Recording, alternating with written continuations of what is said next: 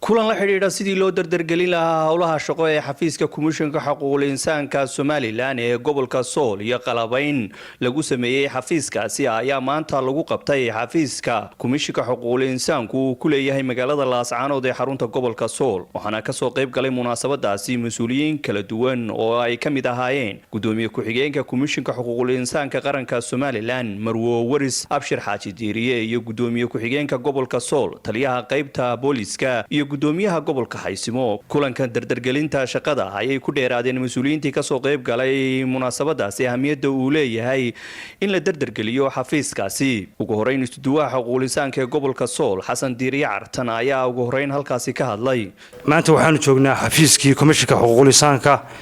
ee gobolka Sool oo muddo hore aanu daah furnay maantana aanu mar labaad xaflad lagu qabanayo oo agabkii xafiiska ka dhinaa iyo qalabkiisii la soo dhameystiray oo ay sidii gudoomiye ku-xigeenka komishanka xuquuqul insaanka Marwo Waris Abshir Xaaji Diiriye anigoo ku hadlaya afka komishanka xuquuqul insaanka qaranka ee gobolka Sool Waris iyo komishanka guudba waan uga mahadcelinaynaa agabkan ayna soo gaarsiiyeen aad iyo aad baadna u mahadsantihiin runtii xafiiskan komishanka xuquuqul insaanka qaranka ee gobolka Sool waa meel ahmiyad weyn u leh arrimaha xuquuqul insaanka maadaama aanu nahay gobol xuduud ku yaala xagga Itoobiya iyo xagga Soomaaliya iyo Puntland human traffic nagu badan yahay guud ahaan dawladda iyo komishanka waxaan soo jeedin lahayn in xafiiskan ahmiyad weyn la siiyo maadaama aan ugu baahi badan nahay xafiisyada gobolada kale oo tixgelin weyn xafiiskan naloo siiyo ayaanu mahadcelinaynaa ayaanu codsanaynaa mar labaad horta waxa muhiim horta waa loo baahnaa gobolka Sool تعدي بدل ما دام قبل السوماليلاند لاascaanood waa meel xasaasiya waa meel koono ugu xigta ilaa daraf ilaa hawd ilaa nugaal ilaa arbogays ilaa wixii ka soo xigay carraa dhulkaasoo dhan ilaa Haysimo waa meel xafiis loo baahan yahay waxaan anagu ahaan fikrad ahaan in gobolka aad iyo aad loo dardargeliyo oo waxa weeye tacadiga aad ugu badan yahay hablaha la kufsanayo oo aad gobolka u shaqeysaan dhallinyaradina loo idmaday maadaama ka wakiilka tihiin waxaan ka xusanaynaa inaad baahiyaha hoos u eegtaan inaad gaarigii agabkaad ku shaqaysan lahaydeen idina aad mas'uuliyadda iska saartaan oo gobolkoona ah hadduu doono ha yar ha ahaado inaan ka soo qayb galo xafladan runtii xafiiskan oo ah xafiis aad loogu baahnaa in laga furo gobolka Sool oo ah gobolada ugu kooneeya Somaliland ee bariga ugu xiga waxa ka sii sheeyay Haysimo rajaynayo isagana aad ka furi doontaan xafiiskii labaad xuquuqul insaanka aan waanu baahnayn deegaankana waa looga baahnaa aadna waanu soo dhaweynaynaa iyagana waxaan ka rajaynayaa insha Allah shaqada loo igmaday marka arintaa insha Allah waa iska kaashan doonaa xafiiskana waa ka wada shaqeyn doonaa insha Allah hadii la hayno oo wax soo noqonaya intaan ogahay labadaaba ugu yar waa laba iyo wixii ka sareeya laba iyo wixii ka sareeya intaan hadda ogahay waa soo dhaweynaa xafiiska wana wada shaqeyn doonaa aad baan ugu faraxsanahay oo waa meelaha iska kaashan doonaa hadii la hayno oo wixii booliska ka dambata waa xafiiska waxa laga qaban doonaa sidoo kale gudoomiye ku-xigeenka komishanka xuquuqul insaanka qaranka Somaliland Marwo Waris Abshir Xaaji Diiriye ayaa ku dheeraatay muhiimadda uu xafiiskani leeyahay in la dardargeliyo waxaan ka hadlayaa furitaanka xafiiska iyo sababaha keenay furitaanka xafiiska anagu komishan ahaan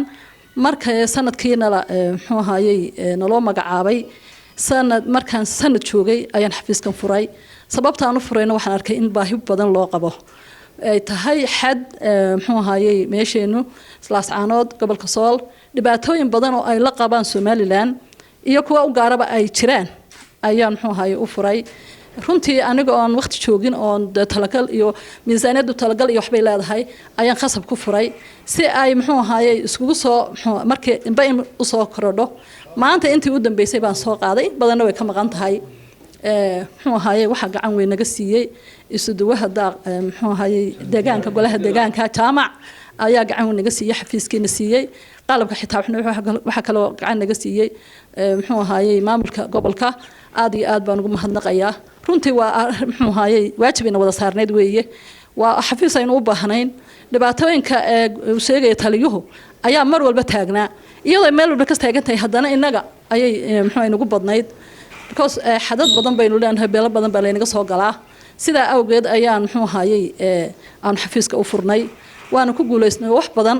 ayaan wax ka qabanay wax badanna dee way dhibaato way jirtaa waxaan maanta isugu kin yeedhay intii maalintii la furayay intii joogtay maanta in badan baa maqan marka annaguna haddaanu nahay xaquuq insaanka annagu wax ma qabano laamaha amniga ayaa wax nala qabta oo aan u tilmaanaa oo nidhahnaa waxaa waxaasaa jira qofkaas dhibaato ku qaaday sida muxuu ahay taliyaha ciidanka muxuu bilayska taliyaha ciidanka asluubta CID-da maxkamadda intaasaan ku daba soconnaa oo qofkan maxaa loo qabtay waxyaabaha imika ugu darna waa kufsigaas waxaynu aragnay ma wax adduunka oo dhan imika ka dhacay weeye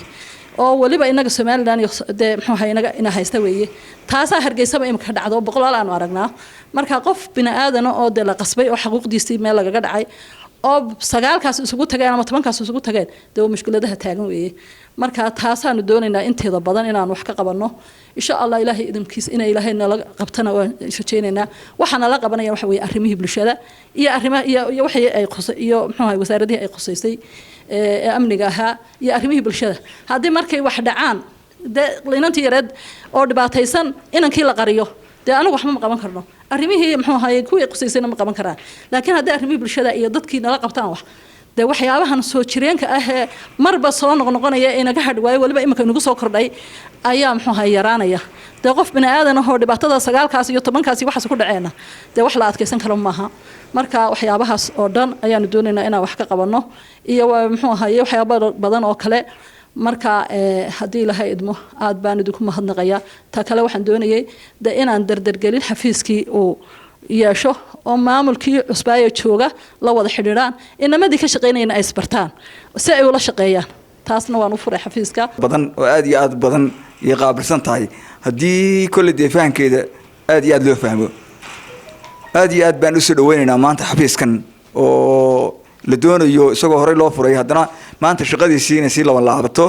ama dhalinyarada ka shaqeynaysay ama waftidan haddeer noo timi ee haddeer maanta doonaysa inay xafiiska u shaqeeyo gobol ahaanna waa loo baahnaa deegaan ahaanna waa loo baahnaa sida dadkii iga horreeyay sheegay odayaashii iga horreeyay sheegeen waa run gobolka marka la eego ama Soomaaliland oo dhan la eego waxyaalaha dhibaatooyinka dhaca waa wax aad iyo aad ballaaran waxa la doonayo in la iska kaashadana waxa weeye de maanta taa xafiiska loo furanaya ala iyo kulli xaal wuxuu yaanba faydniyo waxba ay farin biyaamna faydniyo maanta diyaar baynu wadanahay wax kasto in xumaynaya inaynu ka wada qayb qaadano oo aynu ka hortagno oo xafiiskan laynoo furay aynu ka wada shaqeyno boqolkiiba anaga gobol ahaan waxa laala ama dhalinyaradan hadda xafiiska shaqeynaysa waxa laala waxay u baahan yihiin ama hadii lahayd maayo wixii caqabadaha jira in si dheer iyo si dhow baan u ogaano